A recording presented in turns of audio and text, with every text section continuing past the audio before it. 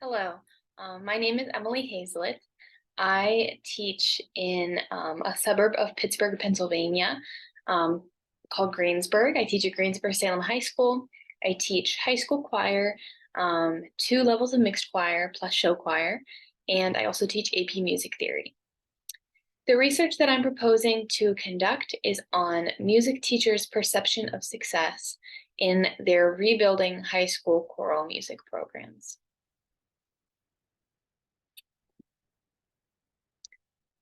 So part of the reason that I chose this research topic is because it is really relevant to my teaching currently. Before beginning at this current position, my program had been pretty ravaged by the effects of a struggling teacher it left in the district and also the COVID-19 pandemic. I came into the program with a lot of rebuilding to do, and though we've really come a far way, the rebuilding's still not yet quite finished. And at times that can be a really challenging process. And sometimes it's even challenged my own confidence as a director. So, in addition to my own need for this research, literature suggests that the rebuilding process is very, very common for high school choir programs, that it has a high frequency of occurrence. It's a process that a lot of teachers undergo and could use support with. Also, many of the teachers who experience program rebuilds the most are new teachers and young teachers who already need extra support. Also, teacher efficacy and just self-confidence of teachers can be so important. And this study could help teachers feel validated and provide them with researched information to guide them through the rebuilding process.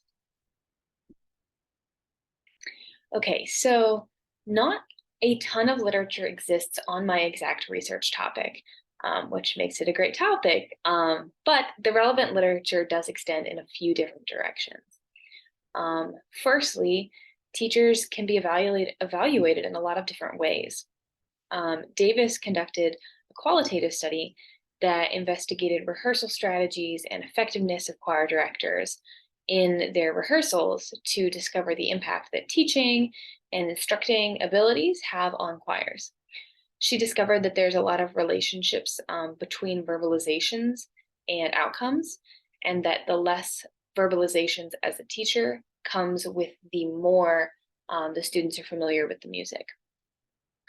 Also, a lot of a choir director's focus is improving their teaching and rehearsing, but there's so much more to a program than just rehearsals.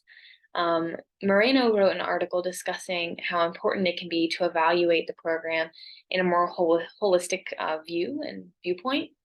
A choir program is so vast, and the big picture can be really helpful for that, specifically with visible aspects of the program, such as student abilities, performances, how the teacher interacts with the program, and things like that.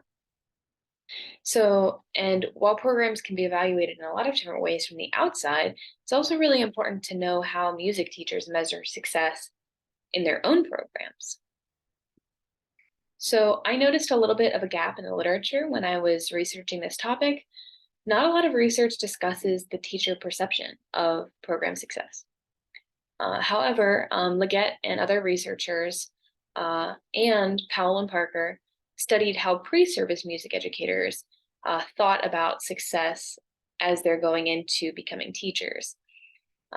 These students identified giving good effort as a teacher as a really strong quality of teachers with good programs. And the other key factors that they mentioned were all interpersonal qualities, such as being kind and caring towards students, while also maintaining high expectations for the program. And while there is a gap in research about music teacher perceptions here, there is a better amount of research in teacher efficacy in general, not specific to music teachers. Shannon Morin defined teacher efficacy as the confidence of teachers to affect student success and learning within their classroom. So Guskey surveyed 120 teachers to determine the factors that most impacted their teacher efficacy. And what he found was that final outcomes of classes, and perhaps in the case of a music teacher, that's concerts, along with student abilities towards the end of a course, tend to be a really large contributing factor to teacher efficacy.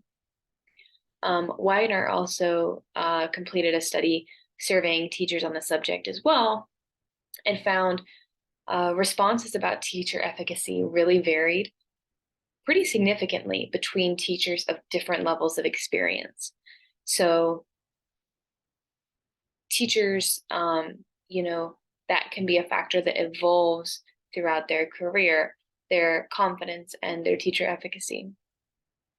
So, in some literature that is a little more specific to programs that are rebuilding, some of the articles discuss which factors specifically impact rebuilding processes the most.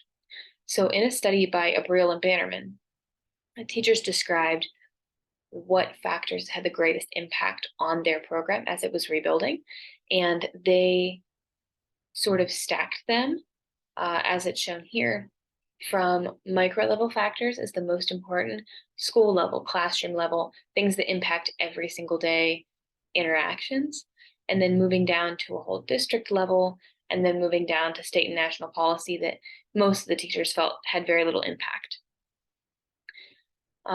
Finally, in her book, Ryan discusses some big overarching classroom factors that can be big contributors to rebuilding programs and those having successes. Things such as classroom management, performances, and the social aspect of choir. So one of the main reasons why this study would be really beneficial is because it would be pretty unique research. As I've talked about, there's not a lot of research or literature on this exact topic, so I think it could really help fill that gap. Secondly, this research could be a sort of guide for teachers as they go through this difficult time in the program, especially because we see it in a ton of places for a lot of teachers, especially new teachers who need that extra support. And lastly, the study could really help give a voice for teachers on a topic that is really important to so many of them. It could help teachers feel heard and feel seen in this difficult process. I know that's something that I could have used. And, this is something that this study could give to other teachers. That alone could help impact positively teacher efficacy. And it's really just important for teachers to feel represented in topics that are important to their programs and important to them. So this will be a mixed method study that will seek to discover how high school choir directors perceive their programs as they undergo the rebuilding process. The focus will be specifically on the teacher perspective and understanding factors that contribute to that, both concrete factors and a little more subjective factors. So then the research questions focus this even a bit further inward. The first question focuses on teacher perception of success and what success means to them in their program specifically. The second question focuses more on what specific factors impact the success of a program rebuild, again, from the perspective of the choir teacher. And finally, the third question deals with just how long the typical program rebuild can take. And that can be a really subjective thing because rebuilding can mean something different to everyone. And while we do define it, it's still going to be slightly different for each teacher. And that's kind of just the nature of the topic. So it is a bit subjective, but all the survey and the interview questions will be designed to try and define all of these as strictly as possible, while also leaving some room for the teachers to really express their experiences in the surveys and the interviews. So the participants for this study will have to meet certain qualifications. They'll need to be high school choir directors, and they'll need to be a choir director in a program that is currently rebuilding or has undergone a rebuild within the last 5 years. And for sake of clarity, we've defined the rebuild as a program with significant growth due to purposeful choices or changes. They will have to self-identify as meeting those qualifications, and we will do our best to try to confirm that they do indeed meet those qualifications before they take the survey or are interviewed.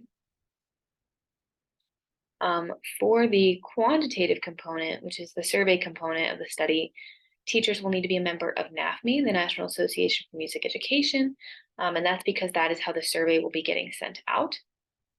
The teachers will then voluntarily take the survey if they choose to do so, and they self-identify as meeting the qualifications.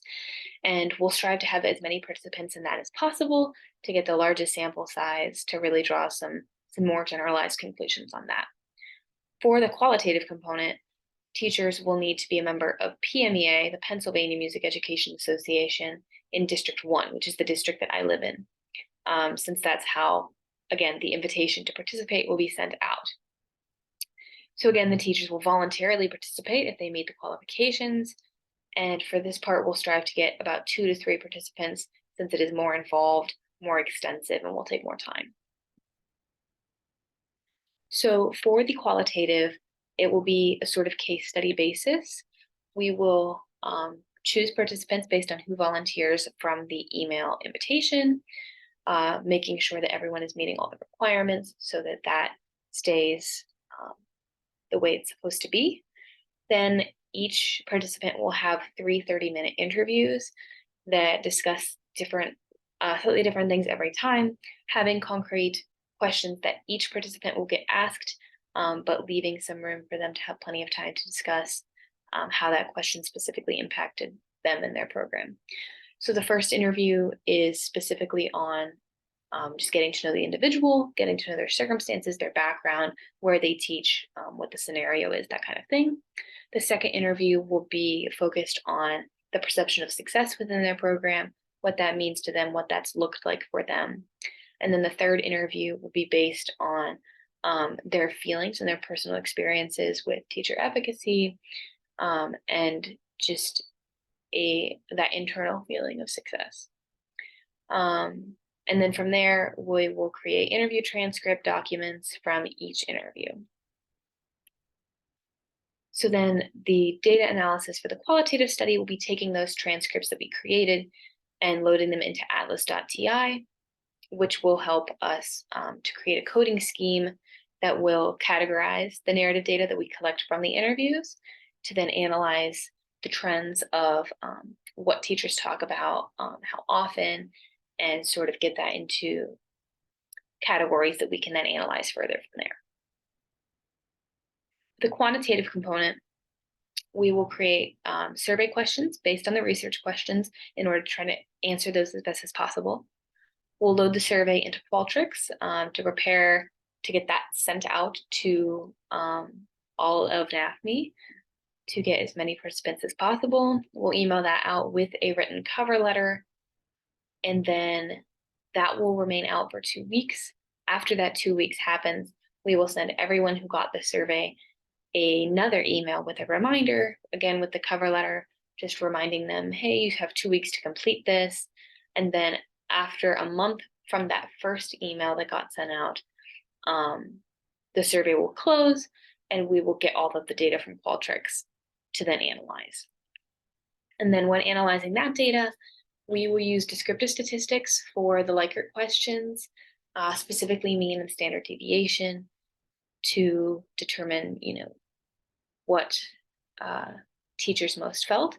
And then we will do independent samples t-tests for each Likert question, comparing different experience levels of teachers. Since that's something that the literature showed as a factor, I think that will be an interesting component to test.